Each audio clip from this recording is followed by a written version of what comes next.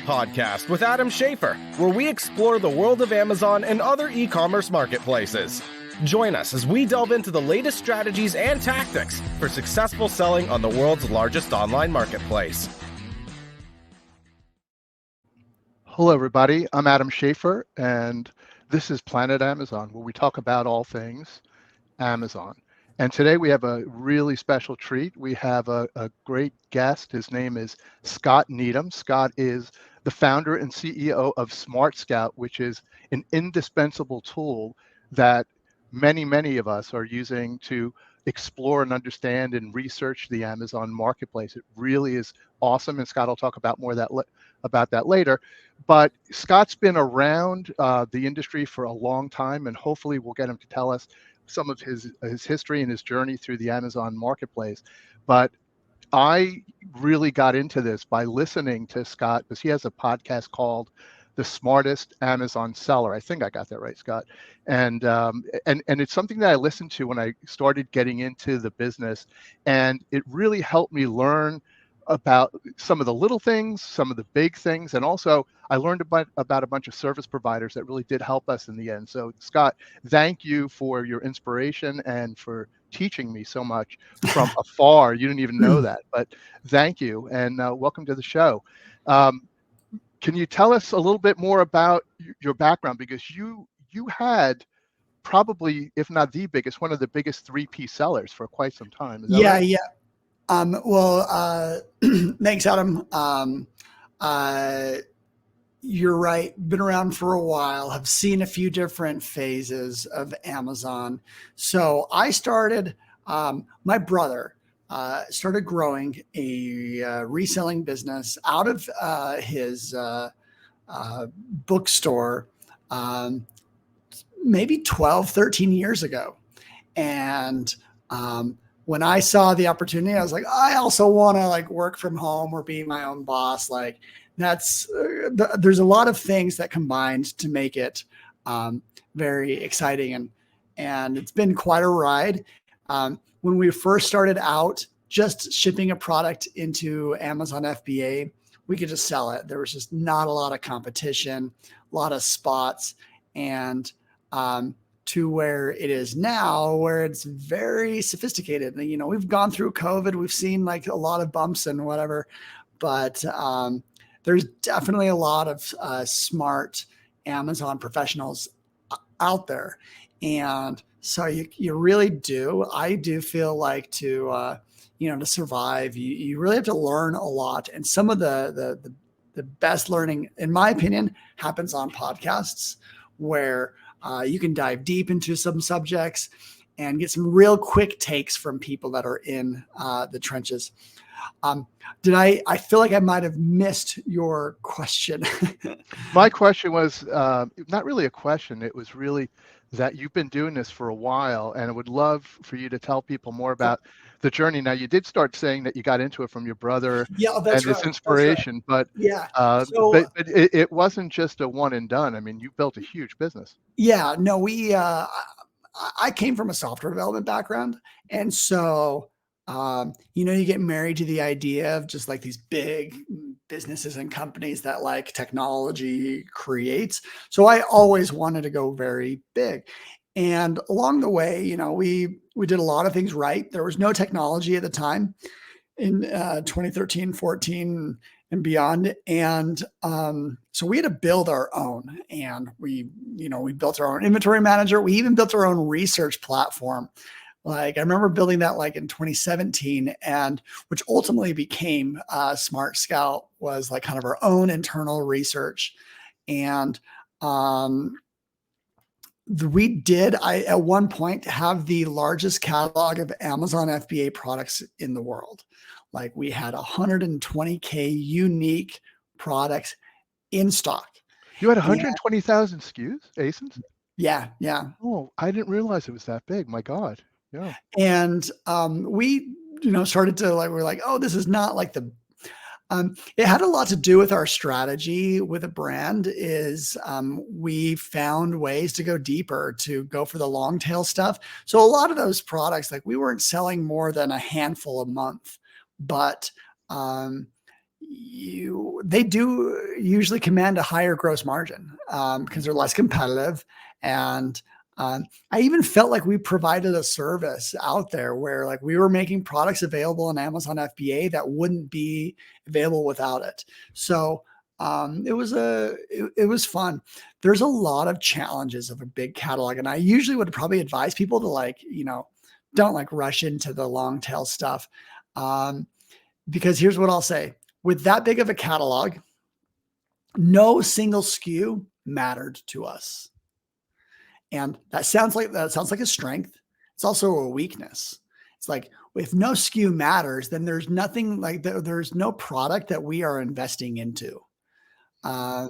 And so if a SKU creates a problem for you, say there's a compliance issue, like you just want to get rid of it as fast as possible.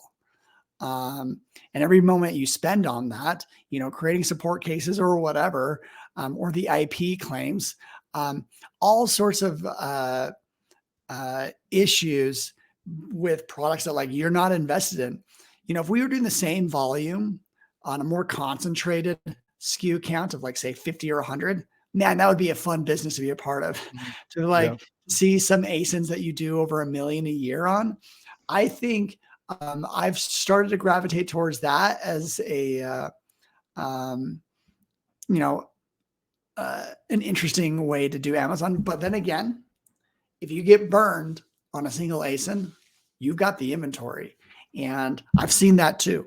Some products, a brand line that we had, 7 figures of inventory that we've been working through. And it's a good product. Like I don't like regret some of the decisions, but like, we went a little bit bigger than we should have.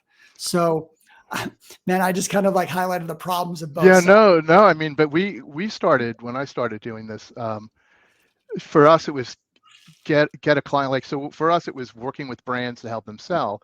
And so you'll start with a brand and there's not that much velocity. So there's just a lot more work to build up that brand and those ASINs on Amazon. And we realized it was a lot easier to work with brands that have velocity already. And they're not necessarily having a great experience with Amazon, whether it's hard for them to do it. It's hard for them to reconcile. It's hard for them to deal with the cases. They don't understand Amazon, or they're selling to Amazon 1P and they're just getting squeezed. So we kind of evolved to more going and trying to work with brands that had some volume already, because we spent maybe more work on these smaller ones. But wow, I didn't realize you had so many SKUs, because I'd lose my mind. But weren't you like at one time the king of pickleball or something before it was cool? You weren't. I remember hearing that. Yeah. So that says a little bit of our transition. I had a cousin who in 2016, he started a private label business. He saw an opportunity. He's like, okay, pickleball is an upcoming sport.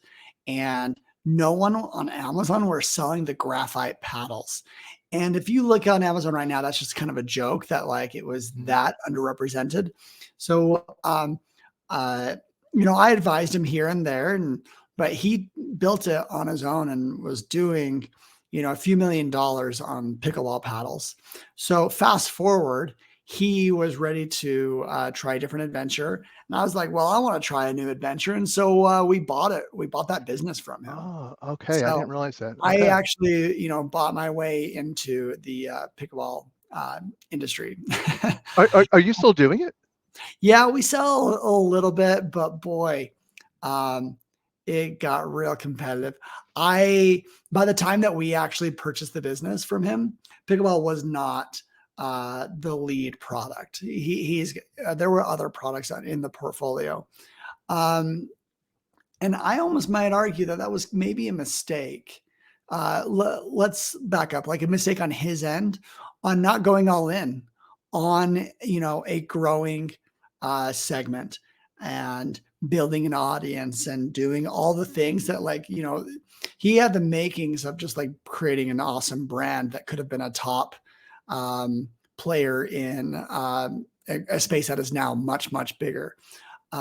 Right now, it's super competitive. The way that we sell pickleball paddles is some of the brand equity that he created, sold millions of paddles. And so not millions of paddles, maybe like maybe a few 100,000 of paddles. And so people know that brand and they stay a little loyal to it. So we get a few sales for free.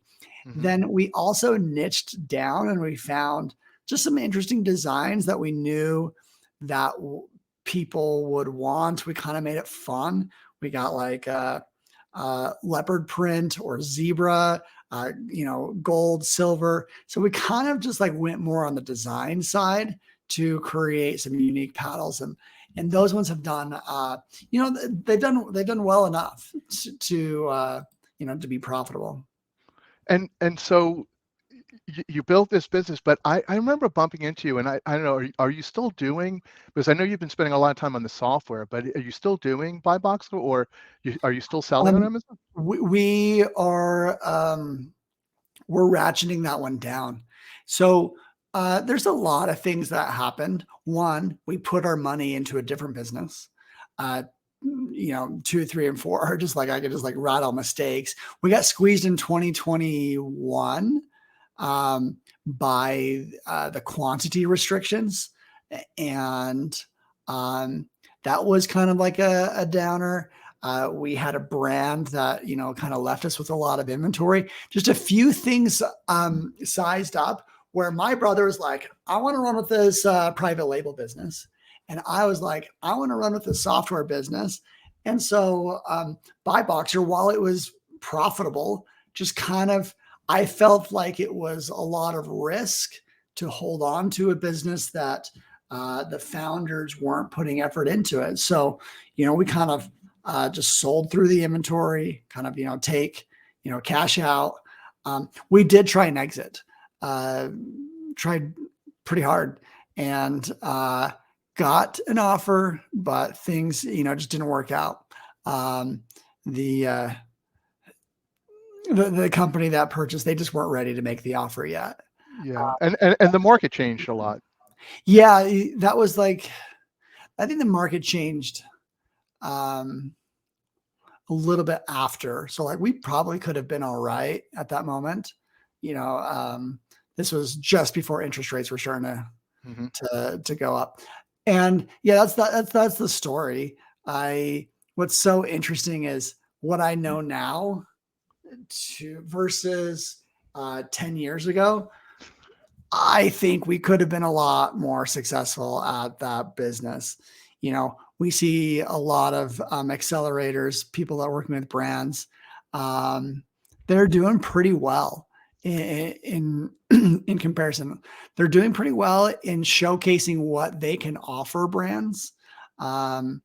And some brands don't even, like, say they've been burned by their 1P relationship, like what you were saying, they kind of get squeezed a little bit, and but they don't have the expertise, nor do they want the financial risk of creating their own seller account and just like starting from scratch. And so they could work with someone to kind of, they get the same retail relationship where they get to sell the inventory and just like don't have to worry about it anymore, but they have, a little bit more control and working with a skill.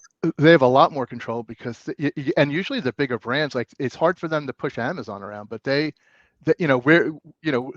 there for them. Like, they kind of, I don't want to say they own us, but it's really, we're trying to please them every day. Absolutely. And, it's totally their right. Every brand has is sitting on an opportunity. And if you just let Amazon do what it's going to do, like, you're kind of missing on that opportunity. Whereas, like what we were referring to, that, you kind of have to really get a lot of expertise to be skilled at the Amazon marketplace. And so a brand should have some of that expertise close by. Yeah, for sure. And because, like, today's Prime Day, there are multiple ways to think about Prime Day. And it's fine if you have no strategy, but like, you have a reason why you have no strategy. I'd argue that everyone, like, I could find a strategy that works for everyone. Yep. At the very least, I would put a Prime discount on our stale products. And No, it's a great time to move out of some of the stuff that's been sitting around for a while. Yeah. And it's good also, like if you have, like we were talking before this call on products that are, subscription products. I mean, not a bad time to get people into products that they're going to buy over and over again. 100%, because you'll never have more browsers on Amazon than today. And, are they enticed by the 25% discount? Absolutely. Especially in some of those products categories, think like a grocery or a beauty, where people are interested in trying new stuff out. Yeah. I'm still sad because we're not selling anymore, but one of our best selling products ever was fingernail replacement glue. So it was like girls would, or anybody would, be able to change their fingernails and put this glue on, and it sold for like $3.99 or $4.99. We made like $1, but we sold 20 or 30,000 a month. I mean, it was just the most amazing product of all time. If I can get that back, that was just one of my favorites. But it was one of those things that they did a subscribe and save, and maybe 30% of the take was from subscribe and save. So anyway, I won't cry too much about it, but it was a great product. So let's come back to SmartScout and talk about that for a little bit, and we'll come back to some of the selling on Amazon. But tell us about SmartScout, because we use it every day. Like somebody in our company's got it up on their screen all the time, and we find we use it for when we're talking to brands. We try to help them understand the category they're in. We try to help them understand the competitors that they're up against. We try to explain and use some of the features, like Amazon is out of stock and you're selling it to Amazon, yet their in-stock rate is X, and that's not really a great thing. And we use it to scout for products. Yeah. But they're not private label products, although they could be. They're brands we're looking for, and brands that aren't being represented well by Amazon. So that's really like what we use yours for. But tell us your thoughts on that. No, you're totally right. We built it as to kind of for the brands to like look at, okay, there's 1 million brands on Amazon, but I've only got this next week, I could only talk to 20. So what are those 20? It's kind of like, and so we just throw everything at you. And, it's up to one of the challenges of SmartScout. While we do, we've grown, hundreds of users this year. One of the challenges though is everyone uses a little bit differently, and it is up to the user to, to kind of tell those stories. With the data, like they're like, okay, I got all this data, but like, now what, and I think you guys have kind of hit it just right, where, brands actually can kind of connect with it, because it's the first time that they can, have some data or some to quantify the opportunity that is Amazon. Yeah, its size is different. Them, they go, come on, they're selling that much? That brand? Come on, nobody knows who they are. Well, yes, that brand is selling that much on Amazon. And we'll say it's directionally, but nothing's perfect, but it's directionally correct. I mean, they're that big. They have X% market share. They're doing approximately this much a month. You're right. Like so that puts me in the business of like, estimating revenue on Amazon. And I'll be the first to tell you, I'm like, there's some difficulties. There's some challenges to get estimate revenue, but we keep working on it. We keep improving it. We found some new ways to be a little more accurate, and but I feel way more confident about that directional piece, the market share. So I didn't want to build a tool that others had done. I can't imagine copying a Jungle Scout or a Helium 10. So the way that I look at it is those guys have done a really good job of showing, like a product research and how to understand, how to optimize products and stuff about that. Whereas SmartScout's kind of a step above. It's market research. You see the whole brand, you see the categories. And so, that's kind of the way that we think about it. We think about, the high level perspectives. And just to kind of like hit your point, I was talking with someone yesterday. They use SmartScout, and when they're talking with a prospective brand, they're like, "Hey, you know what? Like, right now you're at like 0.1% market share, or maybe you're not even on Amazon. If you can get 1% market share, is that interesting to you? Like, does that would you be Yep. interested in getting 1% market share of this, like, this category? Or how about 2% market share? Like, what is your goal?" And I think Smart Scout just immediately conveys that to both parties of like what the opportunity and like what a goal it could be. And your revenue estimates, I mean, depending on the category, are really pretty good. I mean, we've said, hey, we're estimating your revenue is about X dollars annually on Amazon. To go, yeah, I mean, you're right there. Like, it's right there. So, we've been fortunate that some of the people we've been talking to, it's really right there. But when we show them their competitors, either they're surprised because they never heard of them, or they know exactly who they are and they don't know how the hell they're doing it to them. And a lot of times, they do blame Amazon because Amazon doesn't pay enough attention, is out of stock on their products a lot. So it gives us a lot of openings to try and move. And again, our strategy recently has really been to take folks that are selling 1P, aren't thrilled with the experience, and don't want to have all their eggs in the Amazon basket. They don't want to open up their own 3P store. They're afraid Amazon's going to be angry with them, or Sometimes they just Amazon is angry with yeah, them. yeah, and like we could, no, Amazon's not gonna be angry, but you never know. And who wants to guarantee that one? Or Amazon's just not giving enough love to a bunch of their favorite SKUs that would do a lot better. So it's like, just shift them over, let us show you what we could do, and then if you're happy, we'll keep on shifting. And they wind up either going half and half with us and with Amazon, or some of them just move it all. And there's no retribution. There hasn't been any retribution that I've seen. I don't know.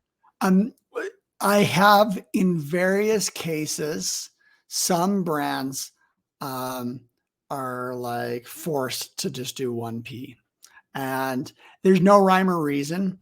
I would guess if you're talking to, like we're talking brands that do $500 million a year, it's kind of those where they're like, no, like, we're going to keep you in house. Yeah, I mean, I can see like Apple, Samsung, and some of these big, but those are going to be hardworking anyway. But when I talk to some of the people at some of those bigger brands, they're like, I don't know how Amazon does make money on this, so we're good. It's shocking. Yeah. No, I mean, and like 1P is also, they've started pulling away from full catalogs. They won't carry No, the they're focus on like, ASINs. Yeah. yeah, they're gonna be like, well, we just want to be profitable. So you're seeing that other split where like, a percentage of a brand's ASINs won't be covered anymore. And so, that is actually a prime opportunity for people to help out. So when it comes to SmartScout, like so again, we're a customer because we use it both internally and we use it to help us tell our story. What other users are using it? I mean, like we know, and we saw at that Amazon Accelerate show, they were there promoting their stuff with Stackline, and they're so expensive, and your product it does a lot more than theirs does. I'm surprised that more people aren't running over to you. So Yeah, I mean, I've been a student of the company Stackline for a few years now.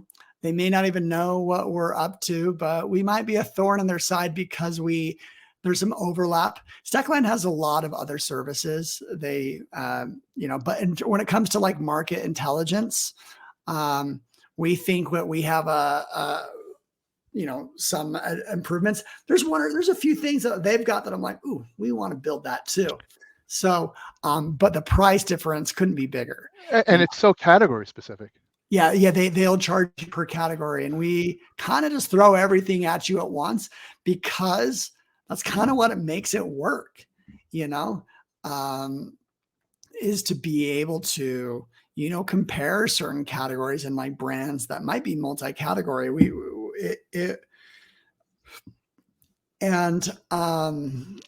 So we really feel strong about like the category itself, market intelligence. Brands are hungry for that data. And the truth is there really are tens of thousands of brands out there that would pay. And so that's just a sale. And so is that a bigger customer, the brands themselves or the sellers? We do better with sellers because we are one, in our history. So we communicate with them a lot better. Yeah. Do we have use cases and do we work with brands? Yeah, we do. I would say we've done a lot of effort to just get to the private label seller. We could maybe call them like the smaller brands where we've like introduced some keyword tools. And, a lot of times they want to like stack up their competition. And so, as we throw on, we don't manage ads, but we could be like an intelligence tool that helps support an ad strategy. So yeah, that's the direction that we're in. We really are, spending days improving the little things. Adam, am I wrong? You used to be in the electronics category, or you still? Yeah, I mean, we still are, but I mean, Hey. we were born there, but that's an area I'm we'd not love sure to if get you've better. checked SmartScout in electronics category. If you were checking it out about 6 months ago, there was a lot of spots. Right now, not a lot of spots. I got to check it out because I remember calling you up once and saying, "Hey, help me," because we were making a big bet on a computer product. We were totally in the dark on some subcategories, and this is why. The electronics category has some subcategories that are kind of out on their own. Mm-hmm. They do not benchmark to a the main category, electronics. And when I say benchmark, they didn't have a sales rank. That's probably our key number that we use in building out our estimates. And so take, for example, CPUs. It's Intel and AMD, a very simple category from a brand perspective. There's two major players, but I couldn't tell you what number 10 in CPUs is. I couldn't tell you what number 100 in CPUs is in terms of estimate sales. I can tell you, what our estimates were for electronics. Electronics, which is like monstrous, right? Yeah. But so we built a model that works for each of those subcategories. I'm going to get back on after this call and check that out because it's been a big category for us. It's just, I don't know. And it was very like, random which little categories were here, there. For example, like iPad cases. You know what? Amazon created a custom category for iPad cases, and we couldn't get any estimates out of it. So we had to build our own model we did get some external data to kind of validate. And then we look at reviews per month on the top, listings to get an idea of what's going on. And so again, we feel pretty good. Is it going to be completely accurate? No, but I went through I compared it to an electronics catalog, and we were, within 25% of most of it. That is awesome. So what's coming up next for SmartScout? Like, what's the next great features? Are there big releases, or are they just iterative that just keep on happening? We got some big stuff coming. We're building an executive dashboard. Like an executive brand report. Like, let's say you want to look at Lego. We want to, if you're the CEO of Lego and you don't touch Amazon, we want to build something really interesting and cool to speak to that audience. So, maybe you'll find yourself using it in pitches. You're like, okay, here's your top product. Here's your top competing product and how they stack up against each other. That's a brand I really love and want. And that's a tough one to get into, but Lego, man, I'd kill for that one. Not kill, like physically kill, but I really love it. So that sounds great. Executive dashboard. If you saw what we did with your stuff, you'd be like, I don't know. Maybe we should show you so you can see what we do. But so we'll say, okay, who's our target? They got to do more than 3 million, let's just say a year, 3 million and greater. We try to put some size to it so we don't have heavy bags in there, but maybe some size. And we try to say, where is Amazon a seller, but not the dominant seller? And then, so we do all this stuff, then we come up with our list. But now we have all these brands, but the brands are owned by other companies. So it's not that easy. So then we take that and we go to like a company called Lucia or Info USA, and we try to find out who the parent companies are. From the parent companies, we try and find all the contacts. And then from there, we put it in HubSpot and we market to these guys. Like it's wild, but you're the first step in the target list. You are the target list. Interesting. Yeah, I don't know if I've heard of anyone that like has that awareness that like, okay, here's a brand, but like there's a parent brand here. We got to find those people. Yeah, because it's like you try to even find the brand. Who are they? They could be a product. It could be that the brand is got its own infrastructure, but a lot of times it doesn't. And I mentioned to you like Smuckers, they're this big parent brand, but they have Dunkin' Donuts and they have pet food. They have all these different things. It's like Procter and Gamble. And who are you gonna? Sometimes it's the brand and sometimes it's the parent, and you got to find the right people there, and you have to do some account-based marketing to figure it out. So it's been super helpful for us. So get us that executive dashboard. Hope you don't charge more for that, but that'd be cool. We generally try and give more than we ask. We have a full reskin. We have a full reskin coming up, so you'll see the whole thing will be a little bit cleaner, a little bit prettier. So one feature we love is, I mean, it's kind of silly. I don't know why we do. I guess because we're sellers at heart, but it's the map that shows you where all the sellers are, and it's like the bubbles where there's a lot of them, where there's a few of them, and we always we try to find ourselves and we try to find some of the guys that we're competing with on there. It's I don't know what it is about that, but it's kind of quite interesting. Yeah, it kind of what it does really well is it visualizes what's going on Amazon and kind of like behind the scenes, and so it kind of gets you excited to like research more. So most sellers have zero interest in like the tool doesn't help them at all, but what it does is it gives you like this motivation that like you're like, oh, there's something to this. How can I see their strategy a little bit more? Yeah. Also, it's in our backyard. Like, who's in our backyard? We want to know them. Right. Did you see our update that we made just 2 or 3 weeks ago? No, maybe, but I don't know what was it. We put on the map what we kind of changed the color, whether they're a private label or a reseller. Okay, that's helpful for sure, because the private label we're interested in, but it's the guys that are potentially competing with us that we want to know a bit more about. Yeah. So that's cool. I'm going to check that out. That's awesome. Cool. So what's going to happen after SmartScout, or is this it? And then you're going to retire? Well, I've always, even like a year ago, started really entertain, building more adjacent categories. Like, okay, we got this research thing. Like, what about an inventory manager? And so the reason why is we've built a lot of leverage in this e-commerce space. So I hope that I'm able to use that in some way that I can reach, I've spent 4 years, lost a lot of nights of sleep, figuring out how to reach sellers and brands. I hope that what we are able to offer only gets better. And so, I'll be around for a while. Are you still gonna sell, or you're not? Are you really not? Yeah, no. It's helpful to have a playground and to reference and learn and do some things. I don't get in the nitty gritty as often, but boy, do I. Is it interesting to see? Like here's an example.